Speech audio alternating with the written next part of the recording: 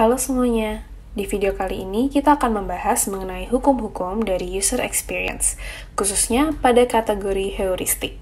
Sebelum mulai, yuk kita ketahui dulu apa hukum-hukum user experience atau yang dikenal dengan Laws of UX.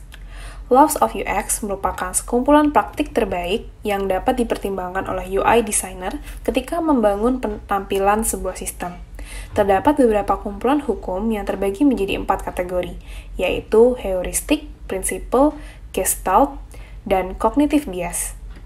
Hukum-hukum yang ada nantinya akan saling mempengaruhi satu sama yang lainnya, di mana penerapannya dalam desain UI akan menunjang terwujudnya kepuasan pengguna, sehingga mampu memberikan pengalaman yang baik dan berkesan kepada pengguna.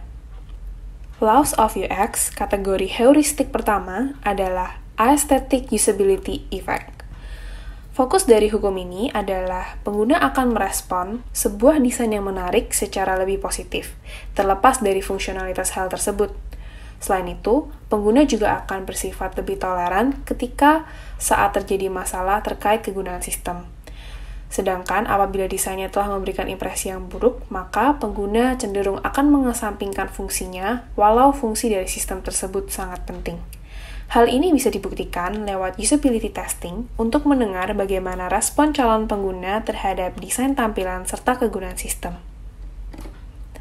Laws of UX kategori heuristik kedua adalah Fitts Law. Hukum ini menjelaskan bagaimana desain suatu tampilan harus membuat penggunanya mudah untuk menemukan dan melakukan interaksi pada bagian tertentu dalam waktu yang relatif cepat. Dikarenakan tingkat kepuasan pengguna akan berkurang jika tidak mampu untuk mengidentifikasi fungsi tampilan secara cepat. Kunci utama pembuatannya adalah dengan memperhatikan pembuatan urutan dan jarak. Hal ini mencakup layout, spacing, kontras warna, dan letak informasi antar elemen desain. Hukum selanjutnya adalah Goal Gradient Effect, yang berorientasi pada sebuah tujuan akan cenderung lebih ingin lebih cepat untuk dicapai. Ketika kita mengetahui bahwa tujuan tersebut sudah berada sangat dekat. Desain yang dapat diterapkan untuk mendukung terwujudnya Goal Gradient Effect adalah dengan membuat tampilan yang merepresentasikan progres dan penyelesaian yang membuat pengguna semakin termotivasi untuk menyelesaikan aktivitas. Contohnya adalah dengan pembuatan progress bar. Hukum keempat adalah Hicks Law, yang berfokus bagaimana pengaruh sebuah desain terhadap berapa lama waktu penggunaan untuk mengambil keputusan. Sehingga sebagai seorang UI designer, penting untuk membuat tampilan yang tidak rumit, sehingga ketika digunakan oleh pengguna tidak akan memakan waktu terlalu panjang. Laws of UX kategori heuristik berikutnya yaitu Jacob's Law, di mana kenyamanan pengguna akan bertambah jika menemukan desain tampilan suatu produk yang familiar atau sudah pernah digunakan sebelumnya. Hal ini disebabkan pengguna tidak perlu repot untuk beradaptasi dengan tampilan produk yang baru, yang masih perlu dipelajari terlebih dahulu, karena masih asing. Sehingga biasanya produk yang sejenis memiliki desain tampilan yang serupa template-nya.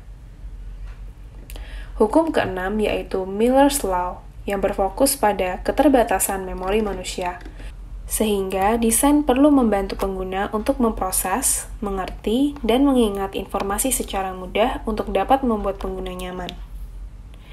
Laws of UX kategori heuristik yang terakhir yaitu Parkinson's Law. Setiap manusia memiliki kecenderungan untuk lebih fokus mengerjakan sesuatu ketika berada dalam tekanan waktu tertentu, dibandingkan ketika memiliki waktu luang.